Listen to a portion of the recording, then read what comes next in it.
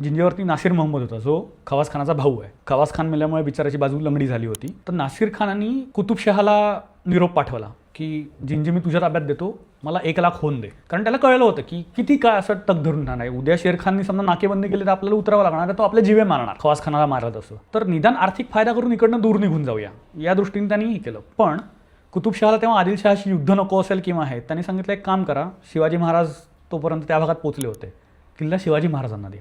त्यामुळे ते आतली ती सगळी कनेक्शन्स अशी जुळली गेली आणि अक्षरशः 1.5 दिवसाची काहीतरी लुटूपुटूची लढाई झाली आणि महाराजांनी त्याला 50,000 नकद आणि 1,00,000चं मुलूक द्यायची करार केला. 1.5 दिवसात जिंजी मराठ्यांना मिळालं. 9 वर्ष ज्या ठिकाणी औरंगजेबाविरुद्ध राजाराम महाराज टिकून होते, तो किल्ला महाराजांना 1.5 दिवसात मिळालेला आहे. मग तो गड रिकामा केला महाराजांनी स्वतः. महाराजांचं अजून एक वैशिष्ट्य आहे, महाराजांनी कुठलाही किल्ला जिंकल्यानंतर स्वतःला पाहिजे तसे स्ट्रक्चरल बदल प्रत्येक किल्ल्यात करून घेतलेले जिंकलेल्या.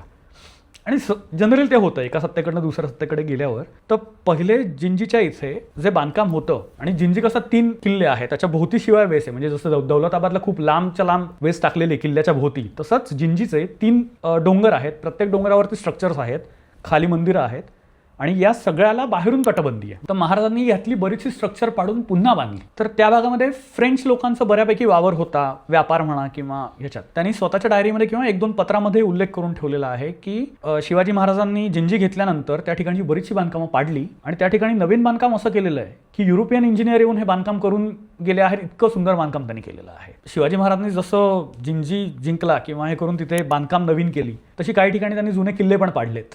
दक्षिण मोहिमेत 1-2 नवीन किल्ले बांधले, त्यांना मराठी नावं, साजरा गोजरा अशी नावं त्यांनी काही किल्ल्यांना वगैरे दिली आहेत. हे सगळं डॉक्युमेंटेशन आहे.